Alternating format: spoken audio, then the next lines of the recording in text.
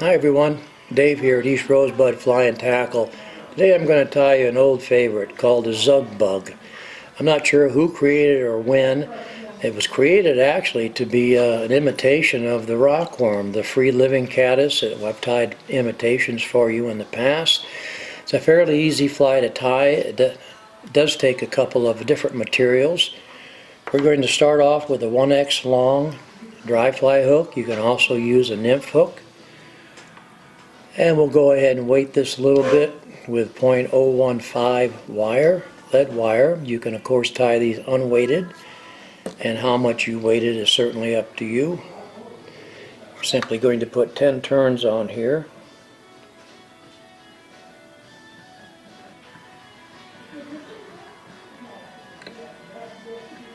Okay. Make sure your tag ends are down nice and tight. And compress the lead, keep it on the middle of the shank. You want to make sure you leave room in the back for tying in tail materials and in front for the head. This is 8/0 Vivus black thread. Start our thread behind the eye and go ahead and lasso our lead wraps here and tie them down. Ramp thread in front and behind the lead wraps to smooth out the abdomen. I've got a stray wire here. Okay.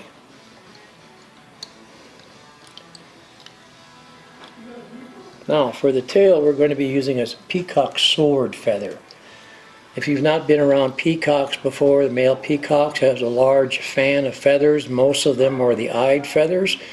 The swords are the feathers that are on the very outside edges of that big display.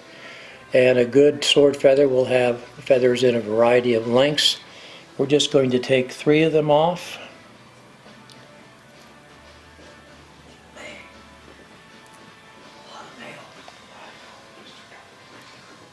And I like to try to keep them in a position where they're cocked up a little bit.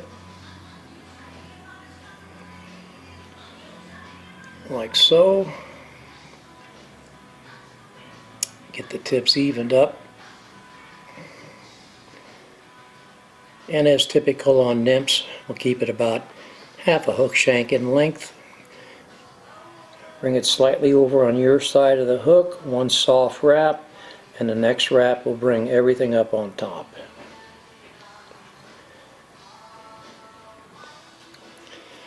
Now the Zug Bug traditionally uses a silver tinsel for the body. I'm going to be using small oval silver French tinsel. Unlike wire, you can cut this with your scissors. There's no metal core in it.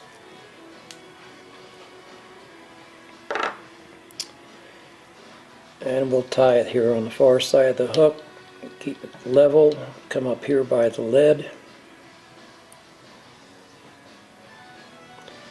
The French tinsel is a little more delicate than wire, so you do need to be careful handling it.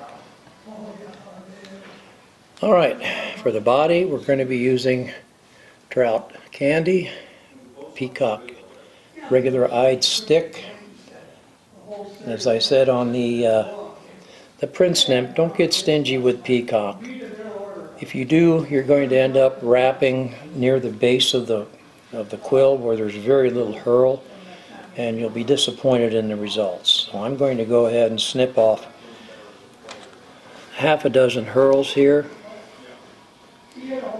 Get the tips fairly well lined up, and then we're going to take about an inch of it, cut about an inch off the tips. The tips are simply too fragile to tie in and wrap.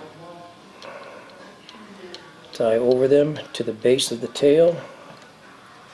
Make sure we're all the way back. And then bring our thread forward to just in front of the lead wraps. Give this just a little bit of a twist, and then we'll make nice touching turns of the peacock. You can see how full it is. One's because I've used an eyed stick instead of bulk peacock, and secondly I've used enough where I won't be down on the butt section where there's little herl. Alright, tie this off about an eye length short. the eye. And then we'll simply get our silver tinsel. You don't want to overdo the wraps, just a few are fine. Want to make sure that the peacock shows through nice.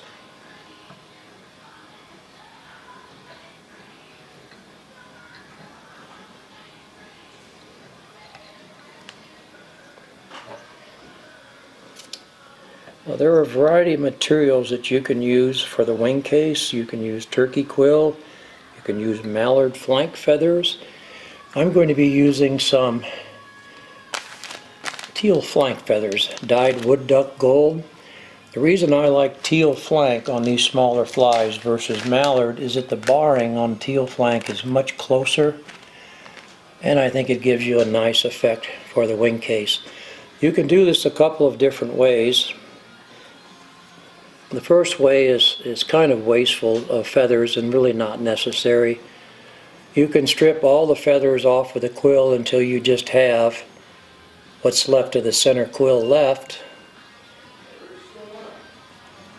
and tie that in about half a hook shank long, like this. Or you can simply, and this is a more economical way to do it, is simply strip off enough fibers. You want about a hook gap's width in fibers. Simply strip them off the quill, and then that way I have quill that I can use on subsequent flies. It doesn't have to be pretty. This just again represents a wing case, but I do like the fine barring on teal. And we'll measure it about half a hook shank. Tie it in, keep it on top of the hook.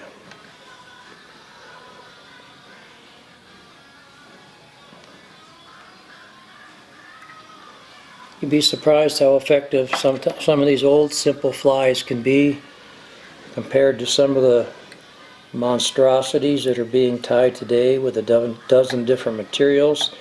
I think some of these simple patterns are not only inexpensive to tie, but can be very, very effective for you. So give the old Zug Bug a try. The only thing you'll need different than what you commonly have is some sword, peacock sword, and a little bit of teal. Thanks for joining us. As always, if you have any questions or comments, please don't hesitate to contact us. We'll see you next time.